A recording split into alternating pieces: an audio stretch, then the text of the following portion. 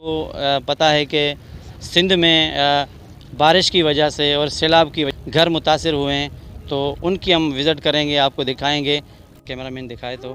और यहाँ भी आप देख सकते हैं कि समंदर की तरह ये पानी घरों की तरफ बढ़ रहा है और काफ़ी सारे घर जो है इस पानी की लपेट में आ गए हैं। यहाँ के लोगों की ज़िंदगी जो है ना कैसे गुजर रही है इस पानी में, और काफ़ी सारे घर उजड़ गए और बच्चे, छोटे छोटे बच्चे, मासूम बच्चे, तो उनकी आपके सामने हकीकत प्रोग्राम में स्टोरी आपके सामने पेश करेंगे जी।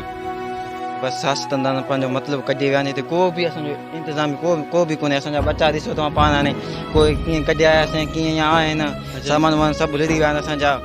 ॾिसो था तव्हां पाण हालत, सभु पंहिंजो मतिलबु कढे विया आहिनि। जे होंज जे टाइम ते अचनि था, वरी असांखे सुञाणनि बि केरु कोन थो, सभिनि वटि वियासीं, को बि असांखे मतिलबु वॾेरनि बि जवाबु ॾेई छॾियो।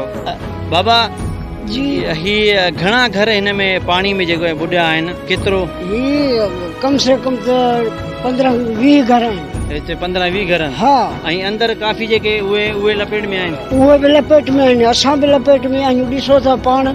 अच्छा, हाँ। पोइ हिते छा तव्हांखे को गवर्नमेंट हिते आई आहे या को रेस्क्यू कयो आहे तव्हांखे? न बाबा, को बि असां वटि केरु बि कोन आयो, केर भी ना आयो? केरु बि न आयो। जंहिंखे तव्हां भला वोट ॾिना, MPA MNA वडेरा, केरु असांखे सुञाणे बि कोन थो न हींअर। तव्हां मजीद आपको आगे दिखाएंगे जहाँ पे इन्होंने खेमे लगाए हुए हैं और ये पानी में काफ़ी घर जो है ना डूब गए, तबाह हो गए। इससे आगे मंजर आपको और भी दिखाएंगे कि जितने भी घर हैं वहाँ पे वो तबाह हैं और काफ़ी लोग अंदर फंसे हैं, जो हम यहाँ से रास्ता नहीं है जाने का। तो मजीद आपको आगे और दिखाते हैं कि वो क्या क्या घर आहिनि, लुड़ी विया आहिनि साईं। असां 10-15 घर हुया, सभु लुड़ी विया आहिनि, सभु रोडनि ते दरपदर आहिनि। को MNA को MPA केर बि न आयो आहे। कुछ राशन मिलियो आहे, उहो बि वॾेरा खणी तंबू वगैरह ॾिनो पे? कुझु बि न साईं, असांखे त कुझु कोन ॾिनो, असां ॾे त आया ई कोन आहिनि साईं। नाज़रीन, ये भाई के कहने के मुताबिक के तंबू वगैरह जो राशन जो मिला है वो जो है ना हमें नहीं मिला, कुछ लोगों को जो मिला है वडेरों को। हाँ, केॾांहुं वञूं पिया?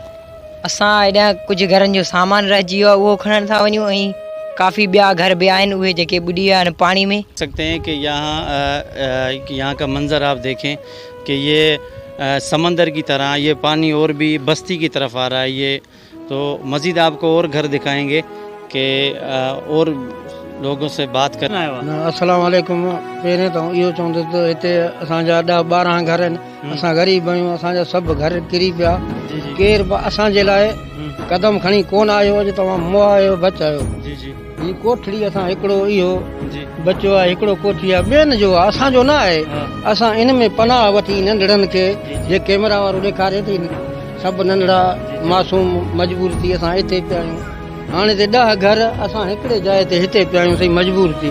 क़ौम यहाँ अलॻि आहिनि ऐं दुनिया जा किरिया आहिनि, पर असांजा 13-14 घर आहिनि सही सभई। अगरि कैमरा असांखे का शइ न को तंबू मिलियो आहे, न को असांखे का शइ, हिकिड़ो 10 रुपए वारो शइ आहे, असांखे ग़रीबनि खे कोन मिलियो। असांखे अलाह जो सहारो आहे, ॿियो कंहिंजो सहारो न आहे, पर महिरबानी कंदा पोइ असांखे 2-3 तंबू या का शइ ॾींदा, असां सुख सां साह खणंदासीं पंहिंजो। ठीक है, ठीक।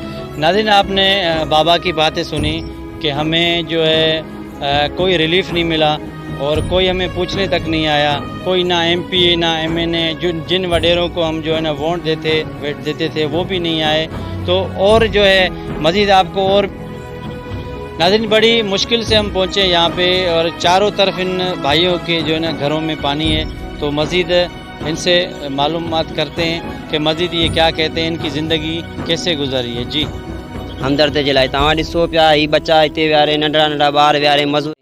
अच्छा, जेके वडेरा जंहिंखे तव्हां वोट ॾिना, जेके MPA MNA उन्हनि वटि विया हो या उन्हनि सां राब्तो उन्हनि को तव्हां सां कयो आहे, या हिते को अहिड़ो रेस्क्यू आयो आहे? केतिरा घर हिते तबाह थी आहिनि, बर्बाद थी विया आहिनि? साईं, को बि हिते कोन आयो आहे। असां पाण वियासीं उते बि इहा जवाबु ॾिनो, बाबा असां वटि का शइ कोन्हे, असांखे सरकार का शइ न ॾिनो आहे ऐं असांखे कुझु बि न मिलियो आहे।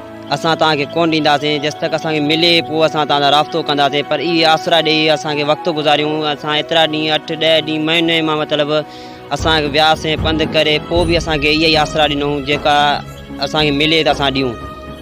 ठीक है नाज़रीन, आप जो है आप देख सकते हैं कि ये हमारी बहन जो है, ये छोटा नज़दीक करें, छोटा जो है ना बच्चा लेके जो है आसमान तले कि इनके पास कागज़ भी नहीं है। देखो ऐसे इनका घर जो है। और इस तरफ आपको दिखाएं यहाँ ये छोटे मासूम बच्चे, ये आप देखें कि और इस जो है ना इस कागज़ के नीचे ये पड़े हुए हैं। बारिश इतनी हो नसे केर भी कोन आयो आ। असां जड़ो घर बोर्ड में आयूं घर असां नसे केर भी कोन आयो आ। असां जड़ो घर बोर्ड में आयूं घर असां किरण पिया ॿार वेठा आहियूं पिया।